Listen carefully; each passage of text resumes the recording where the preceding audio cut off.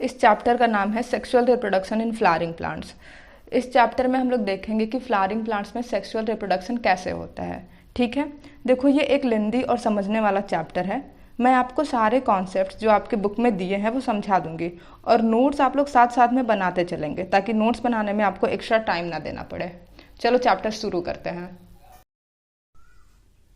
देखो बच्चों, हम लोग को देखना है कि रिप्रोडक्शन, सेक्सुअल रिप्रोडक्शन प्लांट्स में कैसे होता है या फिर फ्लावरिंग प्लांट्स में कैसे होता है। तो जैसे ह्यूमंस का हम लोग रिप्रोडक्शन देखते हैं, देखिए यहाँ पे जैसे ह्यूमंस का एग्जांपल लेके बता रही हूँ मैं कॉन्सेप्ट के लिए।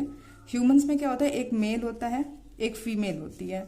मेल से मेल गैमेट आता है जो कि स्पर्म होता है, फीमेल से फीमेल गैमेट आता है जो कि ओवम होता है। इन दोनों का जब फ्यूजन होता है तो बोलते हैं कि रिप्रोडक्शन हो गया, और वहां पे जाइगोट बनता है। ठीक है, मेल और फीमेल गैमेट जब फ्यूज करते हैं तो जब जाइगोट बनता है तो हम लोग कहते हैं कि देखो सेक्सुअल रिप्रोडक्शन हो गया। सेम इसी तरीके से प्लांट्स के भी केस में होता है। प्लांट्स के भी केस में एक मेल पार्ट होता है, एक फीमेल पार्ट होता है। जब दोनों का फ्यूजन होता है तो रिप्रोडक्शन होता है, जाइगोट बनता है। तो हम लोग सबसे पहले मेल पार्ट को पढ़ लेते हैं। ठीक है, देखो male reproductive part of flowering plants, वो एंड्रूसियम होता है। एंड्रूसियम कंसिस्ट ऑफ स्टैमेंस। अब बच्चे बहुत कंफ्यूज होते हैं कि एंड्रूसियम और स्टैमेंस में डिफरेंस क्या है। एंड्रूसियम जो है वो ग्रुप में होता है, स्टैमेंस जो है ये सिंगल सिंगल है। ठीक है, अगर ढेर सारे स्टैमेंस आ जाएंगे तो उसी को हम लोग कहते हैं एंड्रूसियम। बच्चे एंड्रूसियम और स्टेमेंस में हमेशा कंफ्यूज हो जाते हैं, तो आज सारा कंफ्यूजन क्लियर हो गया। स्टेमेंस जो है वो इंडिविजुअल या फिर सिंगल को कहते हैं, और जब स्टेमेंस का ही ग्रुप हो जाएगा तो उसको हम लोग कहते हैं एंड्रूसियम। ठीक है, अब स्टेमेंस के दो पार्ट होते हैं, एक एंथर होता है, एक फिलामेंट होता है। अभी हम आगे बताएंगे कि एंथर और फिलामेंट क्या क्या होता है। फिर फीमेल रिप्रोडक्टिव पार्ट में फीमेल रिप्रोडक्टिव पार्ट गाइनोसियम होता है। Gynoecium consist of pistils. यहाँ पे भी जो पिस्टिल है वो सिंगल है, इंडिविजुअल है, एक है, और इसी पिस्टिल्स के ग्रुप को हम लोग कहते हैं गाइनोसियम। अब जैसे स्टेमेंस के यहाँ पे दो पार्ट थे, पिस्टिल्स के तीन पार्ट हैं, स्टिग्मा है, स्टाइल है, ओवरी है। ठीक है, चलो स्टैमेन के बारे में देखते हैं। स्टैमेन के दो पार्ट्स होते हैं, अभी हम लोगों ने देखा। पहला है एंथर, दूसरा है फिलामेंट। अब ये स्ट्रक्चर देख लीजिए आप लोग। तो ये वाला जो पार्ट है, ये वाला यहाँ से यहाँ तक का जो पार्ट है, ये बाइलोब्ड पार्ट जो है उसको हम लोग कहते हैं एंथर। ठीक है, और ये जो लंबा लॉन्ग स्टाक है इसको हम लोग कहते हैं फिलामेंट। ठीक है, अब इसके दो एंड होते हैं, फिलामेंट के दो एंड होते हैं, एक डिस्टल एंड होता है, एक प्रॉक्सिमल एंड होता है। तो जो प्रॉक्सिमल एंड है, it is attach to thalamus और पेटल।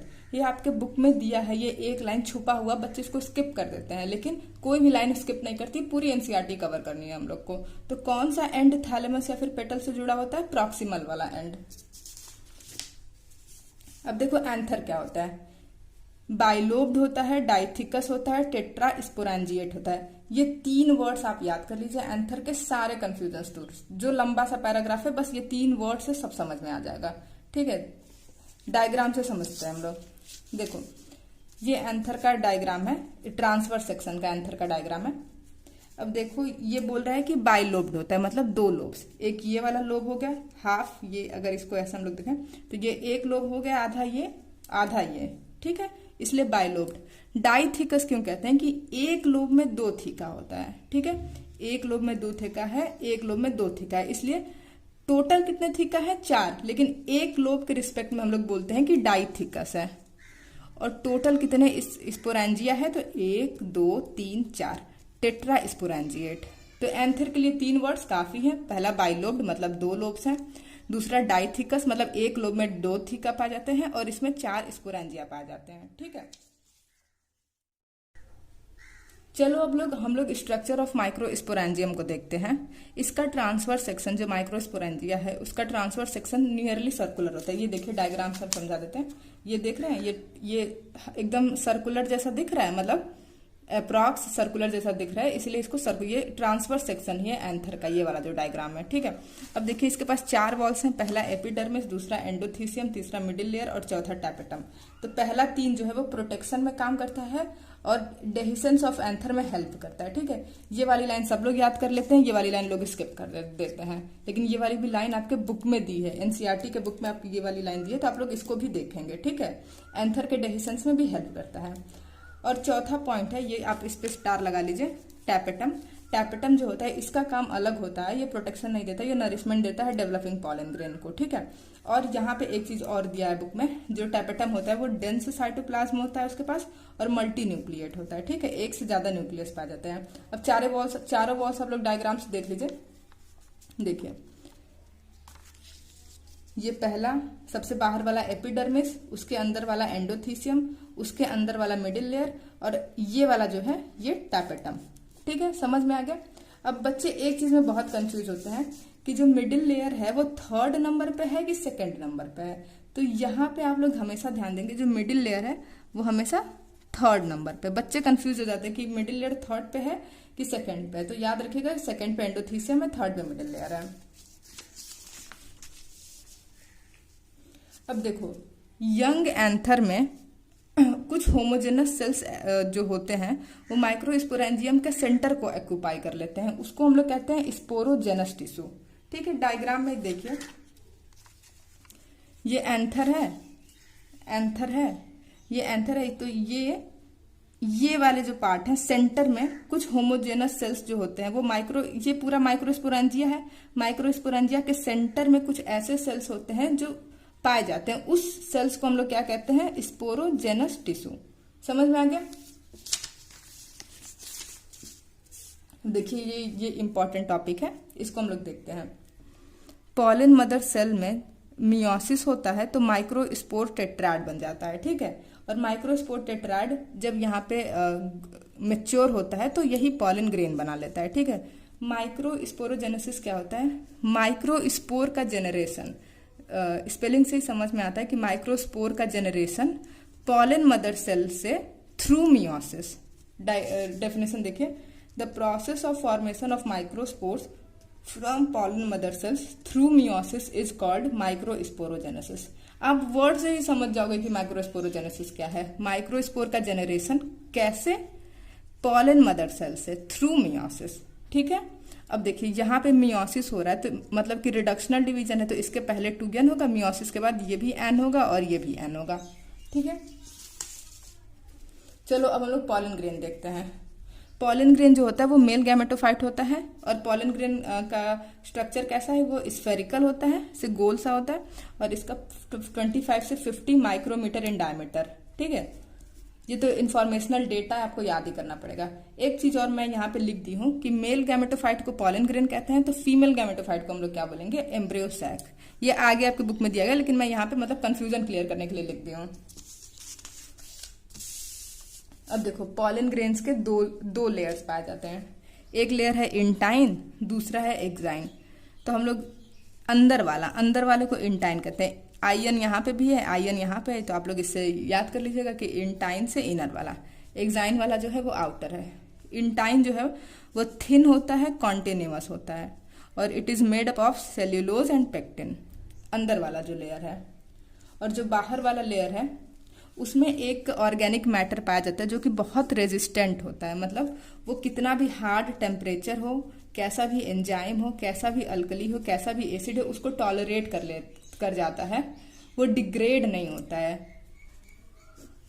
तो उसका नाम क्या होता है, उस ऑर्गेनिक मैटर का जो सबसे ज्यादा रेजिस्टेंट है अभी तक का, उसका नाम है और स्पोरोपोलेनिन। और इसी स्पोरोपोलेनिन के वजह से, क्योंकि वो बहुत रेजिस्टेंट होता है, pollen grains are preserved as fossils because of sporopollenin. क्योंकि स्पोरोपोलेनिन एक बहुत ही रेजिस्टेंट ऑर्गेनिक मैटर है, इसी वजह से पॉलन ग्रेन को हम लोग फॉसिल्स के रूप में प्रिजर्व करके रखते हैं, क्योंकि स्पोरोपोलेनिन तो डिग्रेड होता है, इसलिए जो पॉलन ग्रेन है बहुत दिन तक मतलब फॉसिल्स के रूप में रहता है हम लोग के पास। एक और चीज देखिए, ये डायग्राम देखिए आप लोग, ये अंदर वाला लेयर है इंटाइन, ठीक है, अंदर वाला लेयर है इंटाइन। तो ये देखो थिन है और कंटिन्यूअस है, लेकिन जो बाहर वाला लेयर है वो कंटिन्यूअस नहीं है। एक जगह ऐसा होता है जहां पे स्पोरोपोलेनिन नहीं प्रेजेंट होता है, इस जगह को हम लोग कहते हैं जर्म पोर। जहां पे स्पोरोपोलेनिन नहीं है उसको हम लोग कहते हैं जर्म पोर, वहां पे स्पोरोपोलेनिन एब्सेंट होता है। जर्म पोर से ही पॉलन ट्यूब अराइज करता है और ये एक एंट्री गेट की तरह काम करता है, ठीक है। अब देखो पॉलन ग्रेन जब मैच्योर होता है तो दो सिचुएशंस बनती हैं, एक 2 सेल्ड स्टेज बनता है और एक 3 सेल्ड स्टेज बनता है। तो हम लोग देखेंगे कि 2 सेल्ड स्टेज कब होता है और 3 सेल्ड स्टेज कब होता है। सबसे पहले 2 सेल्ड स्टेज। 2 सेल्ड स्टेज में एक जेनरेटिव सेल होता है, एक वेजिटेटिव सेल होता है। जेनरेटिव सेल स्मॉल होता है, स्पिंडल शेप का होता है, डेंस साइटोप्लाज्म होता है and floats in the cytoplasm of vegetative cell. Vegetative cell large होता है, इसमें फूड रिजर्व पाया जाता है और ये इसके पास इर्रेगुलर न्यूक्लियस है। अभी डायग्राम के थ्रू समझाती हूँ। देखो ये 2 सेल स्टेज है। 2 सेल स्टेज में देखो वेजिटेटिव सेल है, लार्ज है, इसके पास फूड रिजर्व है। और जेनरेटिव सेल देखो स्मॉल है, स्पिंडल शेप का है। ठीक है, ये स्पिंडल शेप का दिख रहा है ना आपको, तो जेनरेटिव सेल स्पिंडल शेप का है इसका। और क्योंकि ये स्मॉल है इसलिए ये डेंस साइटोप्लाज्म में होता है। और देखो इसके साइटोप्लाज्म में, वेजिटेटिव सेल के साइटोप्लाज्म में ये फ्लोट करता है, तो floats in the cytoplasm of vegetative cell. अगर डायग्राम आपको याद है तो ये 2 सेल्ड स्टेज याद करने में कोई भी दिक्कत नहीं होगी। अब 3 सेल्ड स्टेज पे हम लोग आते हैं। 3 सेल्ड स्टेज में एक वेजिटेटिव सेल होता है और 2 मेल गैमेट आ जाते हैं। कैसे होता है? जेनरेटिव सेल कहाँ गया, तो जेनरेटिव सेल जो है उसमें माइटोसिस होके वो 2 मेल गैमेट्स बना लेता है। ठीक है,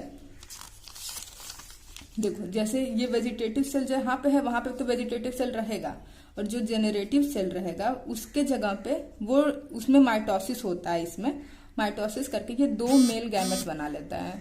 ठीक है, तो एक वेजिटेटिव सेल हो गया और 2 मेल गैमेट्स होता है। तो पॉलन ग्रेन्स क्या होता है, 60% ऑफ एंजियोस्पर्म्स में पॉलन ग्रेन 2 सेल्ड स्टेज पे शेड हो जाता है, लेकिन 40% ऑफ एंजियोस्पर्म में 3 सेल्ड स्टेज वाली सिचुएशन आती है। ठीक है, तो ये आप लोग ये परसेंटेज भी याद कर लेंगे कि 2 सेल्ड स्टेज में 60% एंजियोस्पर्म्स सेड होते हैं और 3 सेल्ड स्टेज में 40% ऑफ एंजियोस्पर्म्स सेड होते हैं।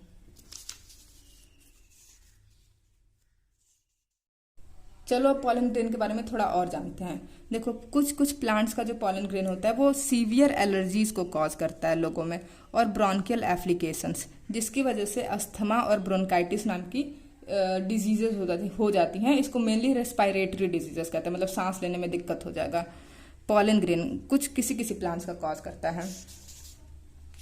देखिए एक पॉइंट है, हम लोग भारत में क्या हुआ था, एक बार वीट को इम्पोर्ट करवा रहे थे हम लोग दूसरे देश से। भारत में वीट आ रहा था, तो उसी में पार्थेनियम या फिर कैरेट ग्रास जो है वो एक कंटामिनेंट के रूप में भारत में आ गया। ठीक है, और ये जब आ गया भारत में तो ये पॉलन एलर्जी कॉज करता है। ठीक है, पार्थेनियम या फिर इसी का दूसरा नाम है carrot grass, it came into India as contaminant with imported wheat and it causes pollen allergy. तो मेन यहाँ पे समझने के लिए क्या है कि कौन सा, अगर क्वेश्चन पूछ लेगा कि कौन सा पॉलन ग्रेन एलर्जी कॉज करता है, और अगर आपके ऑप्शन में ये दिया रहेगा पार्थेनियम और कैरेट ग्रास, तो आप लोग इस पर टिक लगाएंगे। ठीक है, अब देखो पॉलन ग्रेन्स जो होते हैं, कुछ प्लांट्स के पॉलन ग्रेन न्यूट्रिएंट्स में बहुत रिच होते हैं, इसीलिए मार्केट में इसके पॉलन टैबलेट्स या फिर सिरप्स भी बनते हैं। मेनली वेस्टर्न कंट्रीज में वहाँ पे लोग पॉलन टैबलेट्स और सिरप्स लेते हैं क्योंकि वो न्यूट्रिएंट्स में रिच होते हैं। और पॉलन ग्रेन जो होता है, यही टैबलेट और सिरप जो है, it is helpful in increasing performance of athletes and race horses.